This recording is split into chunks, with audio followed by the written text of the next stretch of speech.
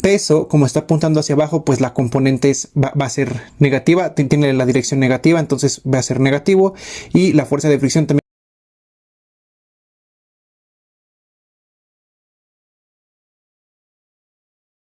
Antes de comenzar con la solución del problema, hemos bosquejado lo que es un plano inclinado, ¿no? Que realmente, pues, un plano inclinado está a la horizontal y nosotros podamos poner una tabla, lo que tú quieras, con respecto a esta horizontal, se nos va a formar pues que es justamente un plano, va a estar inclinado a un ángulo y por aquí puedes deslizar, ya sea que si dejas caer un objeto se vaya hacia abajo o quieras subir el objeto. En este caso el problema la narración del problema nos dice que queremos que el objeto suba, porque dice un bloque de 8 kilogramos se mueve hacia arriba, ¿no? Entonces pues la fuerza que se le tiene que aplicar para que se mueva hacia arriba es en dirección hacia allá. También quiero que notes lo siguiente. El eje Y va a quedar acá, el eje X va a quedar acá, ya no es que lo vamos a dejar como lo solíamos dejar, sino que si la caja se mueve, si la tenemos así y la mueves así, pues entonces se mueve junto con los ejes. Tienes al Y y tienes al X. Por lo tanto, el peso recuerda que siempre apunta hacia abajo. Entonces, como el peso está apuntando hacia abajo, de acuerdo al eje Y al eje X, quiero que observes que el peso queda en diagonal. Y si el peso queda en diagonal y como es un vector, es una magnitud vectorial y está en diagonal, recordemos que mencionábamos que los que están en diagonales en el video pasado, se descompone en una componente en X y una componente en Y. Y eso es parte del procedimiento que tienes que observar. El peso ahora se va a descomponer en X y se va a descomponer en Y. Por acá también nos hizo falta especificar la normal. Ya está, la normal, porque como el objeto está en contacto con una superficie, pues va a haber una fuerza normal, ¿correcto? Ahora bien, se especifica que el plano inclinado tiene un ángulo de apertura por acá, tiene un grado de inclinación, es la letra griega teta, pero por aquí también el peso va a formar un ángulo respecto al eje Y, y ese ángulo lo llamamos alfa. No voy, ahorita para no hacer más largo el video, no vamos a especificar el por qué, pero hay que entender que este ángulo de apertura y este ángulo del peso es lo mismo. Teta es igual que alfa. Lo que mida va a medir entonces como teta es igual que alfa, ambos miden 30 grados por la narración que nos da el problema. Pues bien, este es el pequeño análisis que quería explicarte. Obviamente también podemos dibujar el diagrama de cuerpo libre. No lo voy a hacer ahorita para continuar con el procedimiento, insisto, no quiero alargar más el video. Y lo que sí es que consideres, aquí ocurre en el eje Y las fuerzas que ocurren y en el eje X las fuerzas que ocurren. Porque de hecho también por acá, como la fuerza va a estar apuntando hacia allá, también habrá que recordar que entonces tendremos una fuerza de fricción y esta fuerza de fricción o de rozamiento pues va a apuntar hacia la parte de abajo, porque como la fuerza lo va a querer subir, la fuerza de fricción al estar en contacto el objeto con el plano inclinado, pues va a haber una fuerza de fricción y esta es contraria al movimiento. Entonces vamos a contestar los incisos, el cual me dice el inciso A: calcula la magnitud de la componente del peso en X. Para calcular la magnitud del peso en X solamente debemos de multiplicar el peso por el seno del ángulo. Ojo, acá nosotros no tenemos el peso, tenemos la masa. Entonces primero también habría que calcular el peso, en donde pues aquí vamos a poner peso es igual a masa por gravedad. Entonces peso va a ser igual la masa, que son 8 kilogramos, por la gravedad, que es 9.81 metros sobre segundo elevado al cuadrado. Por acá estas son cantidades vectoriales, entonces tenemos que el peso va a ser igual a 78.48 newtons. Este es el peso, ¿sí? Entonces este peso es lo que vamos a multiplicar por el seno de alfa, en donde alfa es 30. Realizando el procedimiento y haciendo las multiplicaciones obtenemos que es de 39.24. Ahora nos vamos por el inciso B, que nos pide calcular la magnitud del peso pero en el componente en Y. Para la magnitud en Y, bueno, de la componente en Y es el peso por el coseno de alfa, en donde pues alfa no va a cambiar, es de 30 grados. Entonces vamos a realizar el procedimiento. Realizando los cálculos, entonces hemos encontrado que la componente en Y es de 67.96.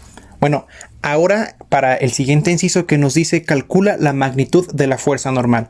Bueno, para la magnitud de la fuerza normal hay que hacer el siguiente análisis. La fuerza normal ocurre en el eje Y y entonces vamos a ver cuáles son las fuerzas que actúan en el eje Y. Pues mira, en el eje Y está en equilibrio. Lo que te explicaba en el primer video de fuerzas de fricción era que sé que está en equilibrio porque la caja no está sumiéndose ni tampoco sale volando. Entonces en el eje Y está en equilibrio, por eso se conserva en la superficie del plano inclinado.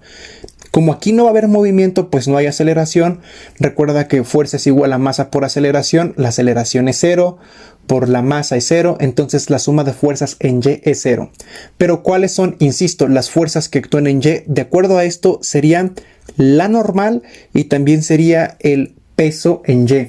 Entonces eso es que la normal, como apunta hacia arriba, es positivo, el peso en Y apunta hacia abajo es negativo, la diferencia me va a dar igual a 0. Si yo quiero saber el valor de la normal, pues este que está restando pasa sumando. Y como la normal es igual a la componente del peso en Y, pues la componente del peso en Y ya la habíamos calculado, entonces la normal vale 67.96. Aquí quiero aclarar lo siguiente, como tengo la magnitud de la componente en Y, pues podemos ponerle el signo negativo porque la componente en Y apunta hacia abajo, entonces podemos ponerle el signo negativo que es negativo 67.96. El signo nos va a indicar la dirección de esa componente, o bien en este caso, como ya tengo diagramado, ya sé que la componente en Y está hacia abajo y solamente puse la magnitud como tal, el puro número sin contemplar el signo, sabiendo y dando por hecho que nosotros ya sabemos que como está hacia abajo, pues esa es la dirección, porque recordemos que la normal apunta hacia arriba, esta va a ser positiva y la W en Y va a ser negativa, como bien aquí lo tenemos para que nos dé esto 0.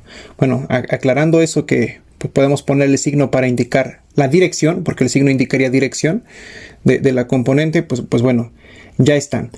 Ahora vamos a calcular el inciso D.